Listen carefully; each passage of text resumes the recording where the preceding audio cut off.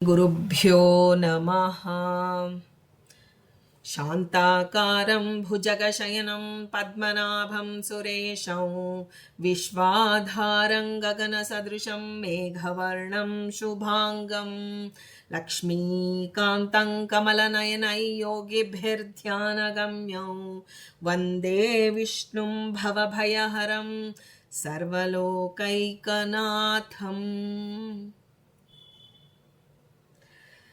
ನಿಮ್ಮೆಲ್ಲರ ಹೃದಯದಲ್ಲಿ ಅನುಗ್ರಹಪೂರ್ವಕವಾಗಿ ಕುಳಿತಿರ್ತಕ್ಕಂಥ ಸಮಸ್ತ ಗುರು ಪರಂಪರೆಗೆ, ಸಮಸ್ತ ಋಷಿ ಪರಂಪರೆಗೆ ಪ್ರತ್ಯೇಕವಾದ ವಂದನೆಗಳನ್ನು ಸಲ್ಲಿಸ್ತಾ ನಾವು ಋಷಿ ಚಿಂತನೆಯಲ್ಲಿ ಇವತ್ತು ತಾಪಸೋತ್ತಮಿ ವೃದ್ಧ ಕನ್ಯಾ ಅನ್ನುವಂಥ ಒಂದು ವಿಚಿತ್ರವಾದಂತಹ ಒಂದು ಚರಿತ್ರೆಯನ್ನು ನಾವಿವತ್ತು ಯಥಾಮತಿಯಾಗಿ ಯಥಾಯೋಗ್ಯತೆಯಂತೆ ಅನುವಾದ ಮಾಡೋಣ. ಹಿಂದೆ ವೇದ ಕಾಲದಲ್ಲಿ ನಾವು ಇಷ್ಟು ದಿನ ಋಷಿಗಳ ಬಗ್ಗೆ ತಿಳಿತಾ ಬಂದಿದ್ದೀವಿ. ಈಗ ಋಷಿ ಕನ್ಯೆ ಅಂದರೆ ಋಷಿ ಏನು ತಪಸ್ಸನ್ನು ಹಿಂದೆ ವೇದ ಕಾಲದಲ್ಲಿ ಸ್ತ್ರೀಯರು ಎಂತೆಂತಹ ಸಾಧನೆ ಮಾಡಿದ್ರು ಅಂತ ಹೇಳಿ ಇದನ್ನು ನಾವು ಗಮನಿಸೋಣ. ಹಿಂದೆ ವೇದ ಕಾಲದಲ್ಲಿ ತಪಸ್ವಿಗಳಲ್ಲಿ ಒಬ್ಬ ಶ್ರೇಷ್ಠನಾದಂತಹ ಯಶೋವಂತನಾದಂತಹ ಕುಣಿಗರ್ಗನೆಂಬ ಒಬ್ಬ ಋಷಿ ಇರ್ತಾನೆ. ತನ್ನ ಸಾಧನೆಯನ್ನು ಮಾಡ್ತಾ ಮಾಡ್ತಾ ಮಾಡ್ತಾ ಅವನ ಆ ಒಂದು ಮನಸ್ಸು ಅತ್ಯಂತವಾಗಿ ಪರಿಶುದ್ಧವಾಗ್ತಾ ಬರುತ್ತೆ. ಆಗ ಆ ತಪಸ್ಸು ಪರಿಶುದ್ಧವಾಗಿ ಮನಸ್ಸು ಆ ಒಂದು ಸಂಯಮಕ್ಕೆ ಬಂದ ಮೇಲೆ ಆನಂತರ ಅವನು ತನ್ನ ಮನಸ್ಸಂಕಲ್ಪದಿಂದ ಒಂದು ಬಾರಿ ಅವನು ತನ್ನ ಮನಸ್ಸಿನಲ್ಲಿ ಸಂಕಲ್ಪ ಮಾಡ್ತಾನೆ, ಅತ್ಯಂತ ಚಲುವೆಯಾಗಿರಬೇಕು, ಅತ್ಯಂತವಾದಂತಹ ಸಾಧನೆ ಮಾಡುವಂತಹ ಜೀವ ನನಗೆ ಮಗಳಾಗಿ ಬರಬೇಕು ಅಂತ ಹೇಳಿ ಅದನ್ನು ಒಂದು ಪುತ್ರಿಯನ್ನು ಸೃಷ್ಟಿ ಮಾಡ್ತಾನೆ. ಯಾರು? ಕುಣಿಗರ್ಗನೆಂಬ ಋಷಿ. ಆಗ ಕಾಲಾನಂತರದಲ್ಲಿ ಅವಳು ಸ್ವಲ್ಪ ದೊಡ್ಡವಳು ಆಗ್ತಿದ್ದಂಗೆ, ಯಾಕಂದರೆ ಮೂಲದಿಂದಲೇ ಅವಳಿಗೆ ಆ ತಪಸ್ಸಿನ ಒಂದು ಜೀನ್ಸಿಂದನೇ ಅವಳು ಜನಿಸಿ ಬಂದವಳಾಗಿರ್ತಾಳೆ. ಹಾಗಾಗಿ ತಪಸ್ಸಿನಲ್ಲಿ ಬಹಳ ರೀತಿಯಲ್ಲಿ ಅದು ಆ ಮಗು ದಿನದಲ್ಲಿ 3/4 ಭಾಗ ಅರೆಗಣ್ಣು ಮುಚ್ಚಿ ಅದನ್ನು ಅವಳು ದೇವನನ್ನು ನೆನೆಯುವಂತಹ ಸೌಭಾಗ್ಯವತಿಯಾಗಿದ್ಲು ಹುಟ್ಟುವಾಗಲೇ ಅಂತ ಹೇಳಿ ಅವಳ ಚರಿತ್ರೆಯಲ್ಲಿ ಬರುತ್ತೆ. ಹೀಗೆ ಒಂದು ದಿನ ಏನಾಯಿತು, ಹೀಗೆ ಒಂದು 3-4 ವರ್ಷಗಳು ಕಳೆದಿದೆ. ಆ ಮಗುವಿಗೆ ಪುಟ್ಟ ಮಗು, ಋಷಿ ಒಬ್ಬನೇ ಇದ್ದಾನೆ. ಆ ಮಗುವನ್ನು ಸಾಕಿ ಸಲಹಿ ಮಾಡಿ ತಾನು ತನ್ನ ಈ ಎಷ್ಟು ಸಾಧನೆ ಮಾಡಬೇಕು. ಹಿಂದೆ ಎಲ್ಲ ಋಷಿ ಮುನಿಗಳಿಗೆ ನಾವು ಭೀಷ್ಮಾಚಾರ್ಯರ ವಿಷಯದಲ್ಲಿ ಕೇಳ್ತೀವಿ, ಅವರು ಇಚ್ಛಾಮರಣಿಗಳು. ತಾವು ಯಾವಾಗ ಬೇಕೋ ಆಗ ಮೃತ್ಯುವನ್ನು ಅವರು ಕರಿಬೋದು. ಅಂದರೆ ನೋಡಿ ಎಂಥ ಒಂದು ವರ ಶಂತನು ಕೊಟ್ಟಂತಹ ಪುತ್ರ. ಅವನು ಭೀಷ್ಮಾಚಾರ್ಯರ ಧರ್ಮ ನಿಷ್ಠೆಗೆ ಅವರ ತಂದೆಯಿಂದ ಸಿಕ್ಕಂತಹ ವರ. ಆದರೆ ಈ ಹಿಂದೆ ಎಲ್ಲ ಈ ವರದಿಂದ ಭೀಷ್ಮಾಚಾರ್ಯರಿಗೆ ಬಂದರೆ ಹಿಂದೆ ಋಷಿಗಳು ತಾವು ಸಂಕಲ್ಪ ಮಾಡಿದಾಗ ಮೃತ್ಯುವನ್ನು ಬರಮಾಡಿಕೊಳ್ತಿದ್ರು. ಅಂತಹ ಋಷಿ ಮುನಿಗಳು ವೇದ ಕಾಲದಲ್ಲಿ ಇದ್ದರು. ಆಗ ಅವನಿಗೆ ಗೊತ್ತಾಗತ್ತೆ ತನ್ನ ಆಯುಷ್ಯ ಇನ್ನು ಸ್ವಲ್ಪ ದಿನದಲ್ಲಿ ಇದೆ, ನಾನು ನನ್ನ ಮಗುವಿಗೆ ಒಂದು ವಿವಾಹ ಮಾಡಬೇಕು ಅಂತ ಹೇಳಿ. ಇನ್ನು ಚಿಕ್ಕ ಮಗು, ಆದರೆ ಆ ಮಗು ನೋಡುವುದಕ್ಕೆ ಚಿಕ್ಕದಾಗಿತ್ತು, ಆದರೆ ಸಾಧನೆ ಆ ಮಗು ಹುಟ್ಟಿದಾಗಿನಿಂದ ಅರ್ಧ ನಿಮೀಲಿತವಾಗಿ ಅದು ತಪಸ್ಸನ್ನು ಮಾಡೋದಕ್ಕೆ ಪ್ರಯತ್ನ ಪಡ್ತಾ ಇತ್ತು. ಹಾಗಾಗಿ ತಂದೆ ತನ್ನ ಮಗಳ ಅನುಮತಿ ಇಲ್ಲದೆ, ಹಿಂದೆಯೂ ಇತ್ತು ಇದು, ಆ ಒಂದು ಯಾರಿಗೆ ಮದುವೆ ಮಾಡಬೇಕು ಆ ಮಗನಾಗಲಿ ಮಗಳಾಗಲಿ ಅವನು ಇಚ್ಛಾ ಪಡದೆ ಬಲವಂತದಿಂದ ಮದುವೆ ಮಾಡ್ತಾ ಇರಲಿಲ್ಲ ಋಷಿ ಮುನಿಗಳು. ಹಾಗಾಗಿ ಅವಳು ತಪಸ್ಸಿನಲ್ಲೇ ಆಸಕ್ತಳಾಗಿರೋದ್ರಿಂದ ಏನು ಮಾಡೋದಕ್ಕೂ ತೋಚಲಿಲ್ಲ. ಆಗ ಸ್ವರ್ಗ ಕಾಲ ಬಂತು. ತನ್ನ ದೇಹವನ್ನು ಪರಿತ್ಯಜಿಸಿದ ಭಗವಂತ ನೀನು ನೋಡಿಕೋ, ಅವಳಲ್ಲಿರುವ ಭಗವಂತ, ಅವಳ ಜವಾಬ್ದಾರಿ ನಿನ್ನದು ಅಂತ ಹೇಳಿ ಆ ಸತ್ಯವನ್ನು ಮನಗಂಡ ಋಷಿ ತಾನು ಆ ದೇಹವನ್ನು ಪರಿತ್ಯಜನೆ ಮಾಡಿ ಸ್ವರ್ಗಲೋಕಕ್ಕೆ ಹೊರಟು ಹೋಗಿಬಿಡ್ತಾನೆ. ಹೀಗೆ ಆ ನಿಷ್ಕಳಂಕಳಾದಂತಹ, ಅಂದರೆ ಕಳಂಕವೇ ಇಲ್ಲ, ಹುಟ್ಟಿದಾಗಿನಿಂದ ತಪಸ್ಸು ಮಾಡ್ತಾ ಇದ್ದಾಳೆ ಅಂತಹ ಋಷಿ ಕನ್ಯೆ ಒಂದು ತನ್ನ ತಂದೆಯ ತನ್ನ ಆಶ್ರಮವನ್ನಾಗಿ ಮಾಡಿಕೊಂಡು ಉಗ್ರವಾದಂತಹ ತಪಸ್ಸಿನಲ್ಲಿ ಅಲ್ಲಿರ್ತಕ್ಕಂಥ ಎಲ್ಲ ಋಷಿ ಮುನಿಗಳು, ಆ ಒಂದು ಋಷಿ ಪತ್ನಿಯರೆಲ್ಲರೂ ಇವಳನ್ನು ಅತ್ಯಂತ ಚೆನ್ನಾಗಿ ನೋಡ್ಕೊಳ್ತಿದ್ರು. ಆದರೆ ಇವಳಿಗೆ ಆಹಾರವಾಗಲಿ ವಿಹಾರವಾಗಲಿ ಯಾವುದೂ ಬೇಕಿಲ್ಲ. ತಪಸ್ವಿಗಳ ಬಳಿಗೆ ಹೋಗೋದು ಭಗವಂತನ ಬಗ್ಗೆ ಧ್ಯಾನ ಮಾಡುವುದಕ್ಕೆ ಏನು ಬೇಕೋ ಅಂತಹ ವಿದ್ಯೆಯನ್ನು ಭಿಕ್ಷೆಯನ್ನ ಬೇಡಿ, ಹಿಂದೆ ಎಲ್ಲ ಭಿಕ್ಷಾಟನೆ ಆಹಾರಕ್ಕಾಗಿ ಭಿಕ್ಷೆ ಬೇಡ್ತಿದ್ರು. ಅಂದ್ರೆ ನಾವು ದೇಹದ ಲೌಕಿಕವಾಗಿ ಈ ಒಂದು ಸ್ಥೂಲ ದೇಹವನ್ನ ನಿರ್ವಹಣೆ ಮಾಡೋದಕ್ಕಾಗಿ ಭಿಕ್ಷುಕರು ಅಂತಂದ್ರೆ ನಮಗೆ ಅಷ್ಟೇ, ಏನು ಆಹಾರ ಕೇಳ್ಕೊಂಡು ಬರ್ತಾರೆ ಅಂತ. ಆದ್ರೆ ನಿಜವಾಗಿ ಭಿಕ್ಷೆ ಅನ್ನೋದು ಅವಳು ಜ್ಞಾನ ಭಿಕ್ಷೆ. ಏನು ಭಿಕ್ಷಾಂದೇಹಿ ಮೇ ಸ್ವಾಮಿನ್ ಅಂತ ಬರುತ್ತೆ ನೋಡಿ. ಇವರು ಭಿಕ್ಷುಗಳು ಹಿಂದೆ ಪ್ರಸನ್ನ ತೀರ್ಥರು, ವಿದ್ಯಾಪ್ರಸನ್ನ ತೀರ್ಥರು ಒಮ್ಮೆ ಯಾರೂ ಭಿಕ್ಷಕ್ಕೆ ಕರೀಲಿಲ್ವಂತೆ. ಆಗ ಅವರು ಭಿಕ್ಷೆ ಮಾಡದೆ ಸನ್ಯಾಸಿಗಳು ಹಾಗೆ ಆಹಾರವನ್ನ ಸ್ವೀಕಾರ ಮಾಡಬಾರ್ದು. ಮತ್ತೆ ಯಾರೂ ಕರೆದಿಲ್ಲ, ಏನು ಮಾಡಬೇಕು? ಆಗಲೇ ಅವರು ಅದನ್ನ ರಚನೆ ಮಾಡಿ ಭಿಕ್ಷಾಂದೇಹಿ ಮೇ ಸ್ವಾಮಿನ್ ಅಂತ ಹೇಳಿ ಆ ಮಹಾತಾಯಿಯಾದ ಮಹಾಲಕ್ಷ್ಮಿಯಲ್ಲಿ ಭಿಕ್ಷೆಯನ್ನ ಬೇಡಿ ಅಂದು ತಾವು ಊಟ ಮಾಡಿದ್ದಾರೆ ಅಂತ ಅವರ ಚರಿತ್ರೆಯಲ್ಲಿ ಬರುತ್ತೆ. ಹಾಗೆ ಇವಳು ಹಿಂದೆನೇ ಅವಳು ತಾನು ಜ್ಞಾನ ಭಿಕ್ಷೆಯನ್ನ ಆ ಋಷಿಗಳ ಮನೆಗೆ ಹೋಗಿ ಜ್ಞಾನ ಭಿಕ್ಷೆಯನ್ನ ಬೇಡ್ತಾ ಇದ್ಲು. ಸ್ವಾಮಿ, ತಪಸ್ಸನ್ನು ಮಾಡೋದು ಹೇಗೆ ಮನಸ್ಸನ್ನ ನಿಗ್ರಹಿಸೋದು, ಧ್ಯಾನದ ಹಂತಕ್ಕೆ ಹೇಗೆ ಹೋಗೋದು ಅಂತ ಹೇಳಿ ಆ ರೀತಿಯ ಭಿಕ್ಷೆಯನ್ನ ಬೇಡಿ ಬೇಡಿ ಬೇಡಿ ಅದನ್ನ ಅವರಿಂದ ಅನುಗ್ರಹಿತಳಾಗಿ ಒಂದು ಅನೇಕ ವರ್ಷಗಳು ಕಳೆದು ಹೋಗುತ್ತೆ. ಅವಳಿಗೆ ಗೊತ್ತಿಲ್ಲ ಆ ಒಂದು ಅಂದ್ರೆ ತಪಸ್ಸಿನಲ್ಲಿ ಅನೇಕ ವರ್ಷಗಳು ಉಗ್ರವಾದ ತಪಸ್ಸನ್ನ ಆಚರಣೆ ಮಾಡ್ತಾ ಮಾಡ್ತಾ ಮಾಡ್ತಾ ಕಳೆದು ಹೋಗುತ್ತೆ. ಆದ್ರೆ ಕುಣಿಗರ್ಗ ಸ್ವರ್ಗಲೋಕಕ್ಕೆ ಹೋಗಿದ್ರು. ತನ್ನ ಪುತ್ರಿಗೆ ಸತ್ಕುಲ ಪ್ರಸೂತನಾದಂತಹ ಒಬ್ಬನಿಗೆ ವಿವಾಹ ಮಾಡಿ ಕೊಡದೆ ಬಂದು ಬಿಟ್ಟನಲ್ಲ ಅನ್ನೋ ಚಿಂತೆ ನೋಡಿ. ತಂದೆ ಆದವನಿಗೆ ಸ್ವರ್ಗಲೋಕಕ್ಕೆ ಹೋದರೂ ಚಿಂತೆ ಇತ್ತಂತೆ. ಅಂದ್ರೆ ಇನ್ನೆಷ್ಟು ಆ ತನ್ನ ಮನಸ್ಸಿನಿಂದ ಬಂದಂತಹ ಕನ್ಯೆಯ ಬಗ್ಗೆ ಎಷ್ಟು ಜವಾಬ್ದಾರಿ ದೇವ ಕೊಡ್ತಾನೆ. ಆಗ ವಿವಾಹಕ್ಕೆ ಅವಳು ಇನ್ನು ಚಿಕ್ಕವಳಾಗಿದ್ಲು, ಸಮ್ಮತಿಸಿರ್ಲಿಲ್ಲ. ಏನು ಮಾಡೋದು ಅಂತ ಹೇಳಿ ದೇವನನ್ನ ಕುರಿತು ಅಂತಹ ಸ್ವರ್ಗದಲ್ಲೂ ಭಗವಂತನನ್ನ ನಿರಂತರವಾಗಿ ಸ್ವರ್ಗಲೋಕದ ಭೋಗವನ್ನ ಅನುಭವಿಸಲಿಲ್ಲ ಕುಣಿಗರ್ಗ. ತನ್ನ ಮಗಳ ಶ್ರೇಯಸ್ಸಿಗಾಗಿ ಅಲ್ಲೂ ಭಗವಂತನ ಚಿಂತನೆ ಮಾಡ್ತಾ ಇರ್ತಾನೆ. ಆಗ ಆ ಉಗ್ರ ದೇವತೆಗಳನ್ನ ಇಲ್ಲಿ ಈ ಕಡೆ ಏನಾಯ್ತು, ಆ ಒಂದು ಋಷಿ ಕನ್ಯೆ ಉಗ್ರ ತಪಸ್ಸಿನಿಂದ ತನ್ನ ದೇಹವನ್ನ ಕ್ಷೀಣಗೊಳಿಸ್ತಾ ಇದ್ದಾಳೆ. ದೇವತೆಗಳು ಪಿತೃಗಳ ಆರಾಧನೆಯನ್ನ ಮಾಡ್ತಾ ಮಾಡ್ತಾ ಎಲ್ಲರ ಒಂದು ಅನುಗ್ರಹವನ್ನ ಸಂಪಾದನೆ ಮಾಡಿದ್ಲು. ಇಂತಹ ಕಠೋರ ತಪಸ್ಸಿನಿಂದ ಅವಳಿಗೇನನ್ನಿಸ್ತು, ನಾನು ಕೃತಾರ್ಥಳಾದೆ, ದೇವ ನನಗೆ ಕೊಟ್ಟಂತಹ ಆಯುಷ್ಯವನ್ನ ನಾನು ಸಾರ್ಥಕಪಡಿಸಿಕೊಂಡಿದ್ದೇನೆ ಅನ್ನುವ ಭಾವನೆ ಅವಳಿಗೆ ಬಂತು. ಆದ್ರೆ ದಿನ ಕಳೆದಂತೆ ವೃದ್ಧಾಪ್ಯ ಬರ್ತಾ ಇದೆ. ನಿರಂತರ ಉಪವಾಸ, ವ್ರತ, ನೇಮ. ನಾವು ಒಮ್ಮೆ ಒಂದು 15 ದಿನಕ್ಕೆ ಬರುವ ಏಕಾದಶಿಯಂದು ಅದು ಸ್ವಲ್ಪ ಮಟ್ಟಿಗೆ ಉಪವಾಸ ಮಾಡಿ ದ್ವಾದಶಿ ಪಾರಣೆ ಬೇಗ ಮಾಡ್ಬಿಡ್ಬೇಕಪ್ಪ ಅಂತಿರ್ತೀವಿ. ಅಂಥದ್ದು ಅವಳು ಅತ್ಯಂತ ಕಠೋರವಾದ ವ್ರತನಿಷ್ಠೆಗಳನ್ನ ಮಾಡಿ ಮಾಡಿ ಮಾಡಿ ದೇಹವನ್ನ ದಣಿಸಿದ್ಲು. ಕೊನೆಗೆ ಯಾವ ಸ್ಥಿತಿಗೆ ಬಂದು ಅಂದ್ರೆ 58 ವರ್ಷ ಆಗಿದೆ ಅವಳಿಗೆ. ಆ ಒಂದು ಇನ್ನು ತನ್ನ ಇತರರ ಸಹಾಯವಿಲ್ಲದೆ ತಾನು ತನ್ನ ಕೆಲಸಗಳನ್ನು ಮಾಡಿಕೊಳ್ಳೋದಕ್ಕೂ ಆಗದೆ ಇರುವಂಥ ಸ್ಥಿತಿಯನ್ನು ಅವಳು ತಲುಪ್ತಾಳೆ.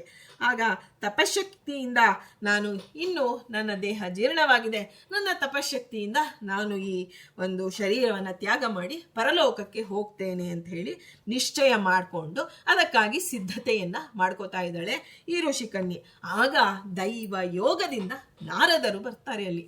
ಅವಳ ಒಂದು ನೋಡಿ, ನಾವು ಯಾವುದೇ ಒಂದು ದೇವತೆಗಳು ಗುರುಗಳು ನಮಗೆ ಹೇಗೆ ಬರ್ತಾರೆ ಅಂದ್ರೆ, ಯಾವುದೇ ಒಂದು ತಪ್ಪು ಕೆಲಸ ಮಾಡುವಾಗಲೂ ನಾರದರು ಬರ್ತಾರೆ. ಇದನ್ನ ಮಾಡಬೇಡ, ಇದು ನಿನಗೆ ವಿರುದ್ಧವಾದ ಧರ್ಮಕ್ಕೆ ವಿರುದ್ಧವಾದಂತ ಎಚ್ಚರಿಕೆ ಕೊಡಲು ಜ್ಞಾನಿಗಳು ಬರ್ತಾರೆ.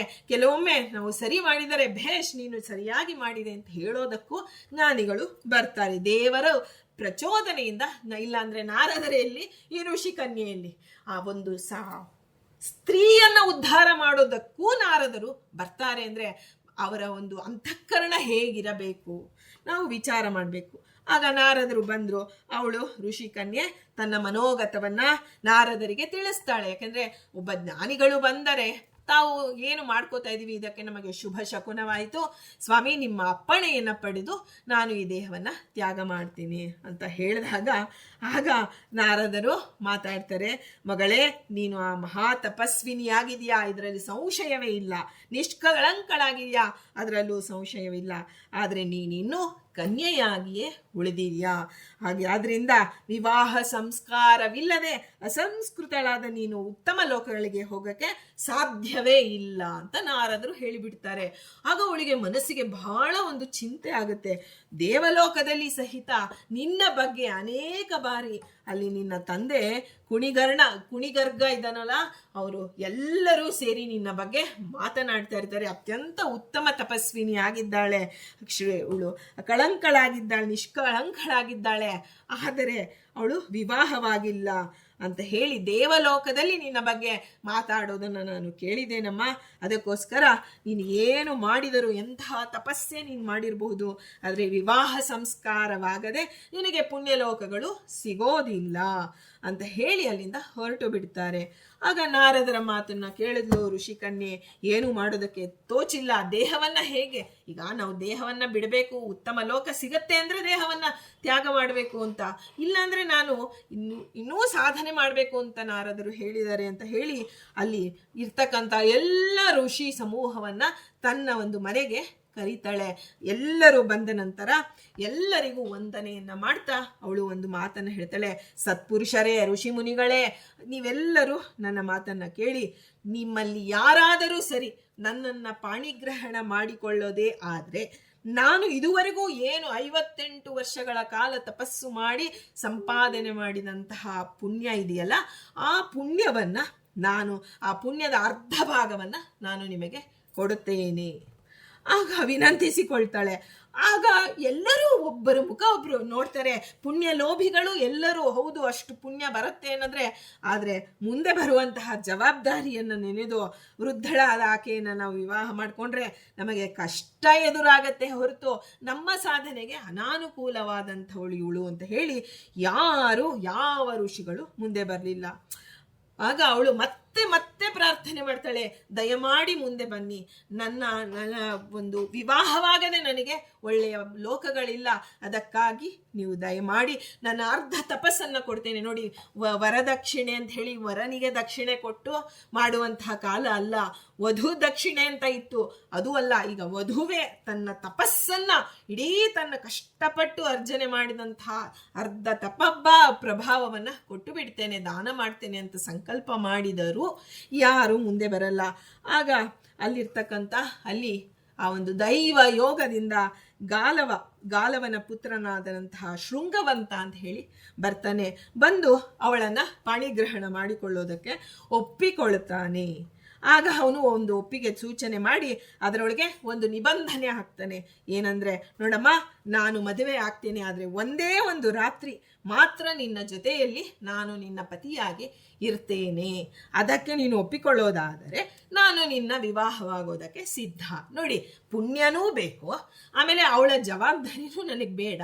ಒಂದೇ ಒಂದು ದಿನ ನಾನು ನಿನ್ನ ಜೊತೆ ಇರ್ತೇನೆ ಅಂದರೆ ಹಗಲು ರಾತ್ರಿ ಒಂದು ದಿನ ಸೇರಿ ಒಂದು ದಿನ ಆಗುತ್ತೆ, ಆ ಒಂದು ದಿನ ನಾನು ಇರ್ತೇನೆ. ಆಗ ಅವಳು ಒಪ್ಪಿಕೊಳ್ತಾಳೆ. ಸದ್ಯ ನನಗೆ ಮದುವೆ ಆದರೆ ಸಾಕು. ನಾರದರು ಹೇಳಿರೋದೇನು, ವಿವಾಹ ಸಂಸ್ಕಾರವಿಲ್ಲದೆ ಪತಿಯ ಸೇವಾ ಶುಶ್ರೂಷೆ ಮಾಡದೆ ನಿನಗೆ ಯಾವ ಪುಣ್ಯಲೋಕವು ಲಭಿಸೋದಿಲ್ಲ ಅಂತ ಹೇಳಿದ್ದಾರೆ. ಹಾಗಾಗಿ ವಿವಾಹವಾಯಿತು ಅಂತ ಆದರೆ ಸಾಕು ಅಂತ ಹೇಳಿ ಒಪ್ಪಿಕೊಂಡು ಬಿಡ್ತಾಳೆ. ಆ ಋಷಿ ಕನ್ಯೆಗೂ ಅಲ್ಲಿರ್ತಕ್ಕಂಥ ಎಲ್ಲ ಋಷಿ ಮುನಿಗಳು, ಋಷಿ ಪತ್ನಿಯರು ಆ ಮಗುವನ್ನ ಸಾಕಿರ್ತಾರಲ್ಲ, ಚಿಕ್ಕ ಮಗುವಿನಿಂದ ಅವರೆಲ್ಲರೂ ಸೇರಿ ಆ ಒಂದು ವೈವಾಹಿಕ ಜೀವನದಕ್ಕೆ ಆ ಒಂದು ನಾರದರ ವಚನದಂತೆ ನಾರದರು ಅನುಗ್ರಹ ಮಾಡ್ತಾರೆ. ಸಂಸ್ಕಾರಯುಕ್ತಳಾಗಲು ಅಪೇಕ್ಷೆ ಪಟ್ಟಿದ್ದಾಳೆ, ಆದ್ರಿಂದ ಇವಳಿಗೆ ವಿವಾಹಾದಿ ಸಂಸ್ಕಾರವನ್ನ ಮಾಡಿ ಕೊಡ್ತಾರೆ. ಆಗ ಗಾಲವನಿಗೆ ಇವಳ ಮಾತಿನಿಂದ ಇವಳು ಒಪ್ಪಿಕೊಂಡ್ಲಲ್ಲ, ಇವಳಿಂದ ಅವರಿಗೂ ಆನಂದವಾಗುತ್ತೆ. ಸದ್ಯ ಇಲ್ಲ, ನೀನು ನನ್ನ ಜೊತೆ ಸಂಪೂರ್ಣವಾಗಿ ನನ್ನೊಂದಿಗೆ ನಾನು ಇರೋವರೆಗೂ ಇರಬೇಕು ಅಂದಿದ್ರೆ ಏನು ಮಾಡಬೇಕಾಯ್ತು, ಒಂದು ದಿನ ಅದಕ್ಕೆ ಇರ್ತೀನಿ ಅಂದಿದ್ದಕ್ಕೆ ಒಪ್ಕೊಂಡ್ಲಲ್ಲ ಅಂತ ಹೇಳಿ ಅವನಿಗೆ ಸಂತೋಷ ಆಗುತ್ತೆ. ವಿವಾಹ ಮಾಡ್ಕೋತಾರಲ್ಲ ಅಂತ ಇವಳಿಗೆ ಸಂತೋಷವಾಗುತ್ತೆ. ಆಯಿತು. ಅಲ್ಲಿ ಶೃಂಗವಂತ, ಯಾರು ಗಾಲವ ಪುತ್ರನಾದಂತಹ ಶೃಂಗವಂತ ಯಥಾವತ್ತಾಗಿ ಅಗ್ನಿಯನ್ನು ಪ್ರತಿಷ್ಠಾಪನೆ ಮಾಡಿ ಮಂತ್ರಪೂರ್ವಕವಾಗಿ ಹೋಮಗಳನ್ನು ನೆರವೇರಿಸಿ ಆ ಋಷಿ ಕನ್ಯೆಯನ್ನು ವರಿಸಿಬಿಡ್ತಾನೆ. ಆಮೇಲೆ ಮಾತು ಕೊಟ್ಟಂತೆ ತನ್ನ ಪತಿಯ ಜೊತೆಲಿ ಒಂದು ರಾತ್ರಿ, ಒಂದು ಹಗಲು ಒಂದು ರಾತ್ರಿಯನ್ನು ಕಳಿಬೇಕು ಅಂತ ಹೇಳಿ ಋಷಿ ಕನ್ಯೆ ಆ ಪತಿಯ ಆಶ್ರಮಕ್ಕೆ ಬರ್ತಾಳೆ. ಆಗ ಆ ಪತಿ, ಈಗ ನಾವು ಹೊಸ ಮದುಮಗಳನ್ನ ಕರೆದುಕೊಂಡು ಬರಬೇಕಾದ್ರೆ ಅಕ್ಕಿ ಪಡಿ ಇಟ್ಟು ಆ ಒಂದು ಇದರಿಂದ ಹಿಂದೆ ಎಲ್ಲ ಈಗ ಕಾಲಿನಿಂದ ಒದೆಯೋದು ಹಿಂದೆ ಇರಲಿಲ್ಲ. ಯಾಕೆಂದರೆ ಅಕ್ಕಿ ಅಂತ ಧಾನ್ಯದಲ್ಲಿ ಧಾನ್ಯ ಮಹಾಲಕ್ಷ್ಮಿ ಅದು, ಅದನ್ನು ಕಾಲಿನಿಂದ ಒದ್ದು ಬರೋದಲ್ಲ. ಆ ತಾಯಿ ಮನೆಯಲ್ಲಿ ಏನು ಅಕ್ಕಿ ಎಲ್ಲವನ್ನ ಉಡಿ ತುಂಬಿರ್ತಾರಲ್ಲ ಅದರಿಂದ ಅದು ಇದರೊಂದಿಗೆ ಸೇರಬೇಕು. ಹಿಂದೆ ಹಾಗೆ ಇತ್ತು. ಅದು ತಾನು ತಂದಿರ್ತಕ್ಕಂಥ ಧಾನ್ಯದ ಆ ಒಂದು ಗಂಟನ್ನ ಕಟ್ಟಿ ತನ್ನ ಸೆರಗಲ್ಲಿ ಇಟ್ಕೊಂಡು ಬಂದಿರ್ತಾಳೆ ತಾಯಿ ಮನೆಯಲ್ಲಿ. ಅವರು ಆ ಒಂದು ಏನು ಉಡಿ ತುಂಬಿರ್ತಾರಲ್ಲ ಅದನ್ನ ಇಟ್ಟುಕೊಂಡು ಆ ಗಂಡನ ಮನೆಯಲ್ಲಿ ಏನು ಧಾನ್ಯ ಇರುತ್ತೆ ಅದಕ್ಕೆ ಇದನ್ನ ಸೇರಿಸಬೇಕಂತೆ. ಆ ಸೇರಿಸಿ ಬಲಗಾಲಿಟ್ಟು ಬರಬೇಕು. ಆ ರೀತಿ ಹಿಂದೆಯೂ ಇತ್ತು. ಕರೆದುಕೊಂಡು ಬರ್ಬೇಕಾದ್ರೆ ಈ ಕಾಲಿಡಬೇಕು. ಕಾಲಿಡೋವರೆಗೂ ವೃದ್ಧಳಾಗಿದ್ದಾಳೆ ತರುಣ ಪತಿ, ವೃದ್ಧ ಕನ್ಯೆ. ಆದರೆ ಆ ಪತಿಯೊಂದಿಗೆ ತಾನು ಆ ಆಶ್ರಮಕ್ಕೆ ಬಂದು ಕಾಲಿಡಬೇಕಾದ್ರೆ ಬಲಗಾಲಿಟ್ಟ ತಕ್ಷಣ ಒಳ್ಳೆಯ ತಾರುಣ್ಯವಾದಂತಹ ರೂಪವನ್ನ ತೆಗೆದುಕೊಂಡು ಬಿಟ್ಟಿದ್ದಾಳೆ ಆ ಋಷಿ ಕನ್ಯೆ.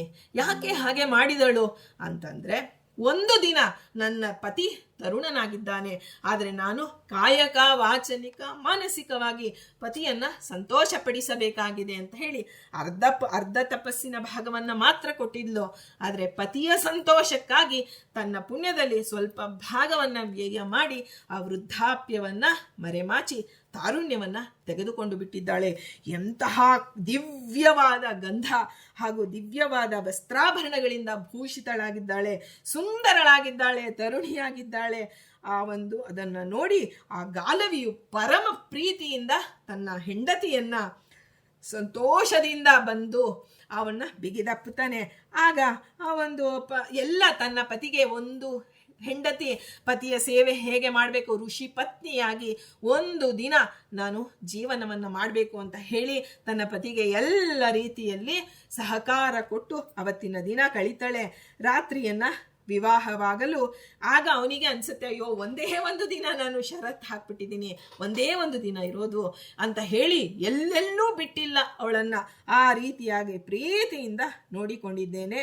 ಆಗ ಮಾರನೇ ದಿನ ಸೂರ್ಯೋದಯ ಆಯಿತು. ಆಗ ಅವಳು ಹೇಳ್ತಾಳೆ, ಒಂದು ರಾತ್ರಿಯನ್ನ ನಾನು ನಿಮ್ಮೊಂದಿಗೆ ಕಳೆದಿದ್ದೇನೆ, ಇನ್ನು ನಾನು ಅನುಮತಿಯನ್ನು ಕೊಡು, ನಿನ್ನ ಅಭ್ಯುದಯನ ಅರಿಸ್ಕೊಂಡು ನಾನು ಹೊರಡ್ತೇನೆ ಅಂತ ಹೇಳಿ ಅಲ್ಲಿಂದ ಹೊರಟೇ ಬಿಟ್ಲು. ಆಗ ಅದರಿಂದ ಬಹಳ ದುಃಖಿತವಾಗಿದ್ದು ಆ ಗಾಲವಿಯಲ್ಲಿ ಹೇಳ್ತಕ್ಕಂಥ ಶೃಂಗವಂತನಿಗೆ ಬಹಳ ದುಃಖವಾಗುತ್ತೆ. ಆದರೆ ಆ ಋಷಿಕನ್ಯೆ ತನಗೆ ತಪಸ್ಸಿದ್ಧಿಯನ್ನ ಆ 28 ವರ್ಷಗಳ ಕಾಲ ತನ್ನ ತಪಸ್ಸಿದ್ಧಿಯನ್ನ ಮಾಡಿಕೊಂಡಲ್ಲ, ಆ ಕ್ಷೇತ್ರವನ್ನೇ ತೀರ್ಥವನ್ನಾಗಿ ಮಾಡಿಬಿಟ್ಟಿದ್ದಾಳೆ ತನ್ನ ಪುಣ್ಯದ ಫಲದಿಂದ.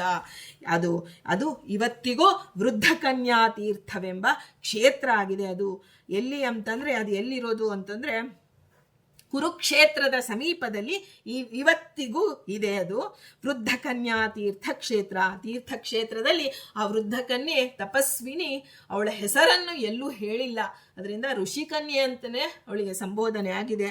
ಹಾಗಾಗಿ ಅವಳು ಒಂದು ವರ ಕೊಟ್ಟಿದ್ದಾಳೆ ಆ ತೀರ್ಥ ಕ್ಷೇತ್ರಕ್ಕೆ. ಇನ್ನು ಯಾರು ಏಕಾಗ್ರ ಚಿತ್ತರಾಗಿ ದೇವತೆಗಳ ಅರ್ಚನೆಯಲ್ಲಿ ನಿರಂತರವಾಗಿ ಒಂದು ರಾತ್ರಿಯನ್ನು ಅಂದ್ರೆ ಹಗಲು ರಾತ್ರಿ ಎರಡನ್ನು ಕಳೆಯುತ್ತಾ, ಅದರಲ್ಲೂ ಏಕಾದಶಿ ದ್ವಾದಶಿ ಎಂದು ಅಂದ್ರೆ ಏಕಾದಶಿ ನಿರಂತರವಾಗಿ ಹರಿದಿನವಾಗಿದೆ.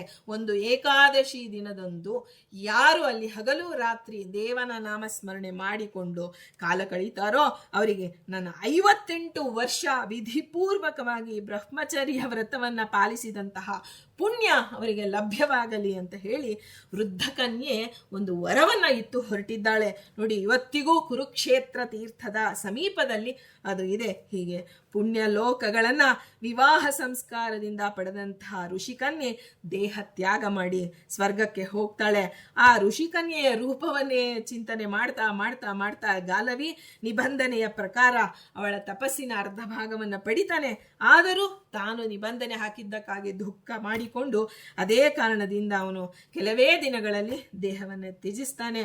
ತನ್ನ ಪತ್ನಿಯೂ ಇದ್ದ ಲೋಕಕ್ಕೆ ಪ್ರವೇಶ ಮಾಡ್ತಾನೆ. ನಾವು ಇಷ್ಟು ದಿನ ಕೇಳಿದ್ದು ಪತಿಯ ಲೋಕಕ್ಕೆ ಒಂದು ಹೆಣ್ಣು ಮಕ್ಕಳು ಹೋಗ್ತಾರೆ, ಪತಿಯ ಲೋಕಕ್ಕೆ ಹೋಗ್ತಾರೆ ಅಂತ. ಆದ್ರೆ ಇವತ್ತು ತಪಸ್ಸಿನ ಮೂಲಕ ಅವಳು ಪಡೆದ ಲೋಕವನ್ನ ಅವಳ ಪತಿ ಪಡಿತಾನೆ. ಅವಳಿಂದಾಗಿ ಇವನ ಉದ್ಧಾರವು ಆಯಿತು. ನೋಡಿ, ಒಂದೇ ಒಂದು ದಿನದ ದಾಂಪತ್ಯದಿಂದ ತನ್ನ ಪತಿಯನ್ನು ಉದ್ಧಾರ ಮಾಡಿದಂತಹ ಆ ಒಂದು ಪ್ರಾಚೀನ ತಪಸ್ವಿನಿಯರು, ತಾಪಸೋತ್ತಮಿ ವೃದ್ಧ ಕನ್ಯೆಯನ್ನ ಯಾರು ಸ್ಮರಣೆ ಮಾಡ್ತಾರೋ, ಅದರಲ್ಲೂ ಹರಿದಿನಗಳಂದು ಯಾರು ಸ್ಮರಣೆ ಮಾಡ್ತಾರೋ, ಯಾರು ತಾವು ಇರುವ ಕ್ಷೇತ್ರವನ್ನೇ, ಈಗ ನಮಗೆಲ್ಲ ಈ ಕ್ಷಣದಲ್ಲಿ ಕುರುಕ್ಷೇತ್ರಕ್ಕೆ ಹೋಗಬೇಕು, ನಾವಲ್ಲಿ ಇರಬೇಕು ಅಂತ ಅನ್ನಿಸಬಹುದು, ಆದರೆ ನಾವು ಇರುವ ಕ್ಷೇತ್ರವನ್ನೇ ಆ ಒಂದು ಕುರುಕ್ಷೇತ್ರ ಅಂತ ಚಿಂತನೆ ಮಾಡಿ, ಕುರುಕ್ಷೇತ್ರ ಅಂದ್ರೆ ಕರ್ಮವನ್ನ, ನಮಗೇನು ಭಗವಂತ ನಮಗೆ ವಿಧಿಸಿದ ಕರ್ಮವನ್ನ ನಾವು ಮಾಡ್ತಾ ಇಂಥ ತೀರ್ಥ ಕ್ಷೇತ್ರವನ್ನ ನೋಡಿ, ಐಕ್ಯ ಚಿಂತನೆ ಅನ್ನೋದು ಇಲ್ಲಿ ನಮಗೆ ಬಹಳ ಉಪಯೋಗಕ್ಕೆ ಬರುತ್ತೆ.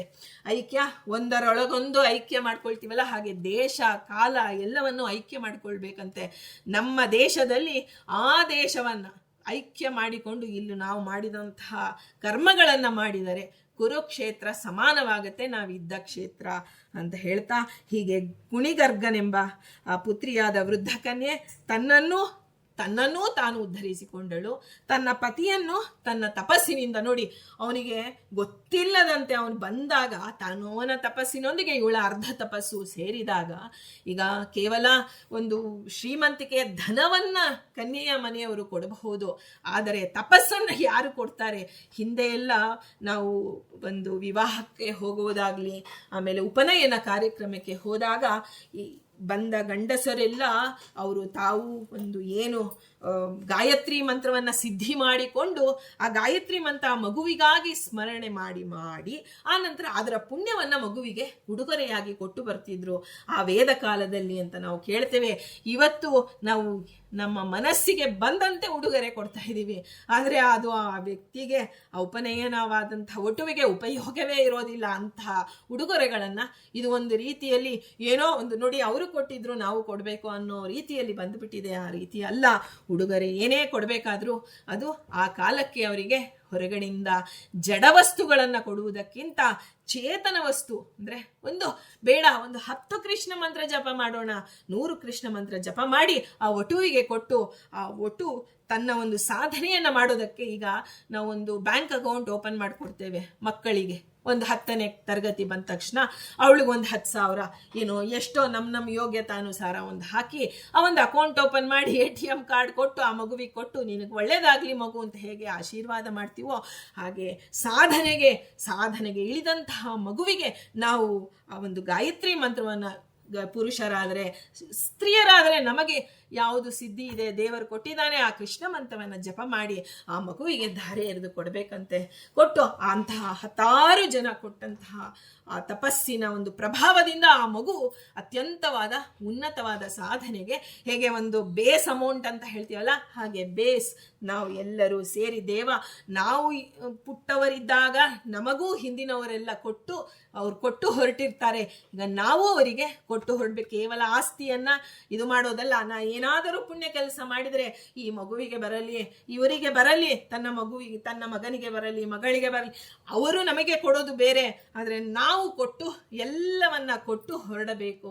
ಇಂಥ ಒಂದು ಇದನ್ನ ಅವಳು ವೃದ್ಧ ಕನ್ಯೆ ನಮಗೆಲ್ಲ ತಿಳಿಸಿಕೊಡ್ತಿದ್ದಾಳೆ. ಆದರೆ ಅವಳ ಹೆಸರನ್ನ ಎಲ್ಲೂ ಹೇಳಿಲ್ಲ. ಅವಳು ತನ್ನ ಪತಿಯನ್ನ ತನ್ನ ತಪಸ್ಸಿನಿಂದ ಉದ್ಧಾರ ಮಾಡಿ ತಾನೂ ಉದ್ಧಾರವಾಗಿದಳು ಅಂತ ಹೇಳ್ತಾ, ಇಂಥ ವೃದ್ಧ ಕನ್ಯೆಯನ್ನ ಇವತ್ತು ಅಧಿಕ ಮಾಸದ 12ನೇ ದಿನದಂದು ನಾವು ಏನು ತಿಳಿದಿದ್ದೇವೆ, ಕುರುಕ್ಷೇತ್ರದಲ್ಲಿ ವೃದ್ಧ ಕನ್ಯಾ ಅವತ್ತು ತೀರ್ಥಕ್ಷೇತ್ರವೇ ಇದೆ. ವೃದ್ಧ ಕನ್ಯಾ ತೀರ್ಥಕ್ಷೇತ್ರ, ತೀರ್ಥವಂತು ಅವಳು ತಪಸ್ಸು ಮಾಡಿ ಸಿದ್ಧಿ ಪಡೆದಂತಹ ಜಾಗಕ್ಕೆ ನಿಮ್ಮೆಲ್ಲರಿಗೂ ಹೋಗುವಂತ ಅವಕಾಶ ಕೊಡಲಿ ಅಂತ ಹೇಳ್ತಾ, ಶ್ರೀ ಹರಿಪ್ರಿಯತಾಂ ಶ್ರೀ ಕೃಷ್ಣಾರ್ಪಣ ಮಸ್ತು.